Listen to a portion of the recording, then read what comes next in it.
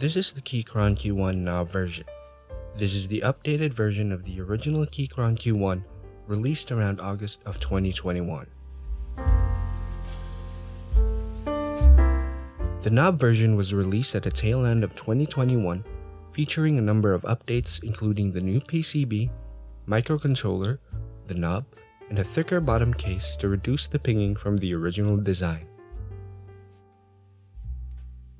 This also includes silicone dampeners around the screw points that implement the force brake mod popularized by Scott from Keyboard. Not sure if this is where Keychron got the idea, but the idea is pretty much the same.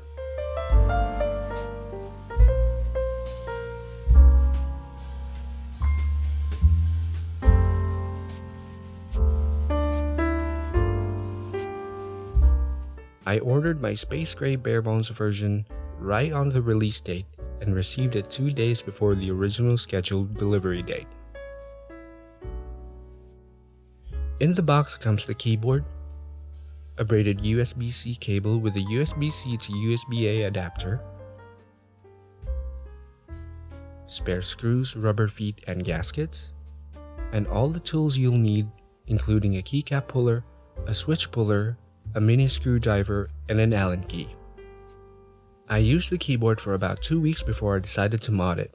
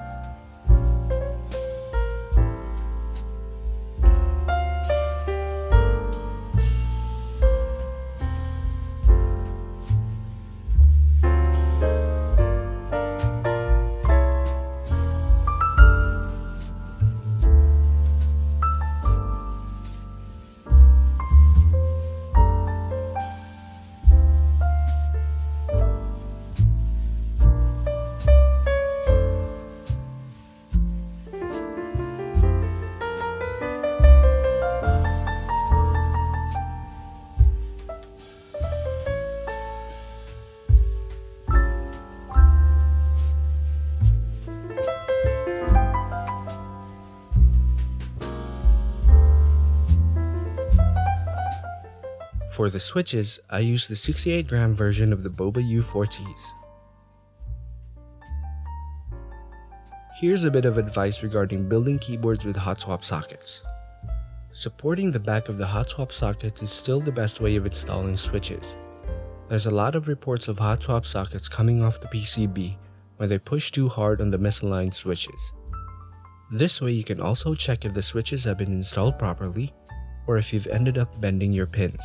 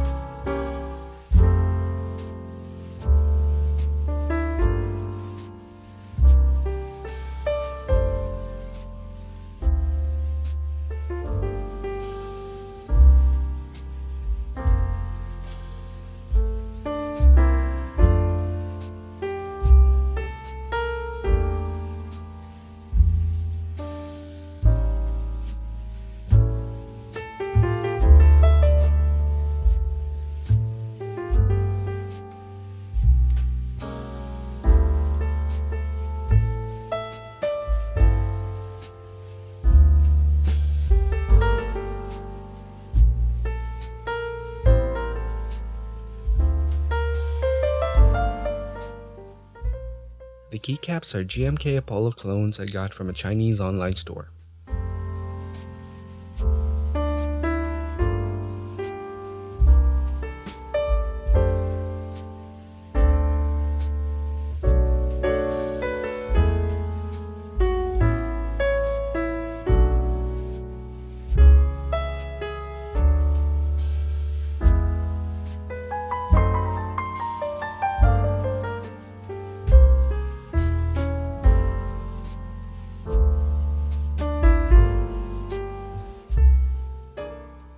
Here's what it sounds like stock.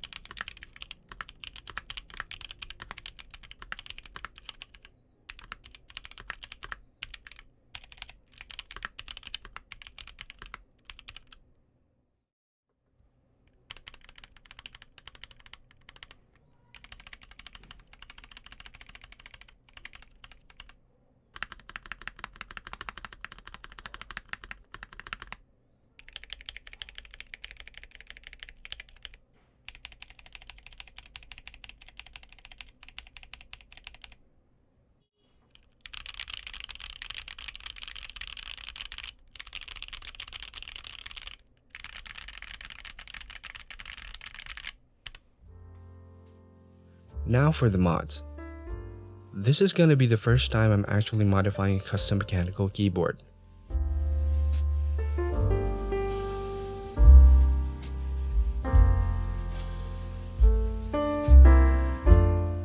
I'm starting off with lubing these Durock V2 stabilizers. I'm replacing the stock screw and stabilizers with these. This is also the first time I'm lubing any part of any keyboard.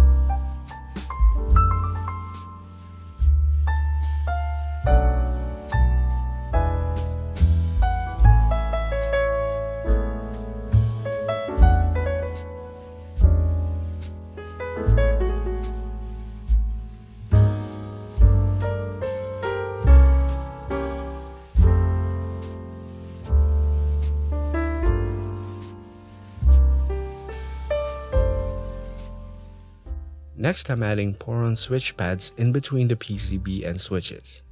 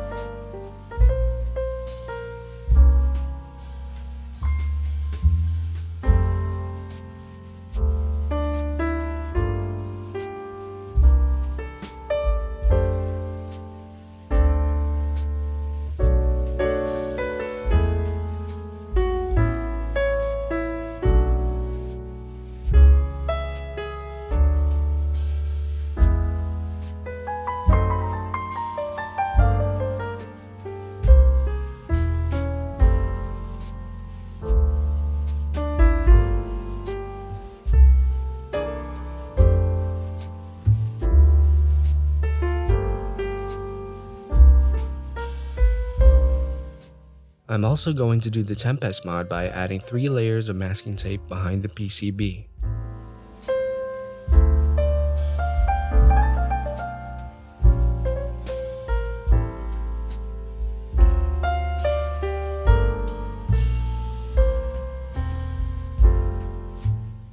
I'm taking out this foam and film that's included with the board.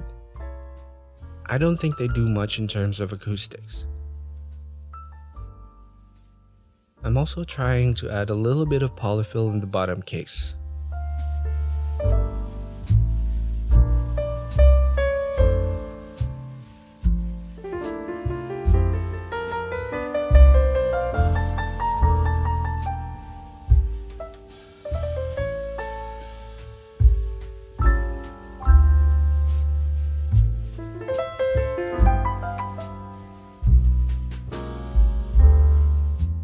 I started off with a little too much foam that I think I just completely eliminated the bounce from the gasket mount.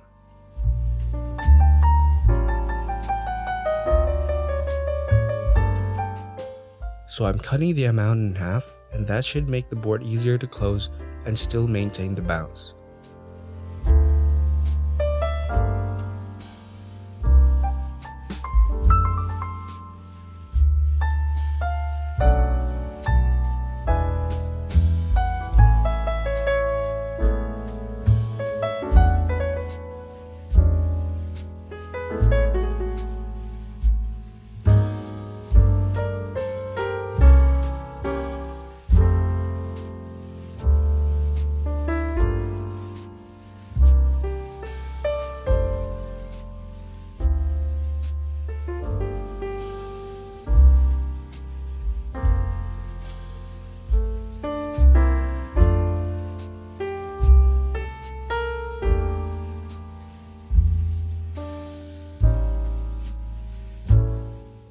I hope you enjoy the rest of this video.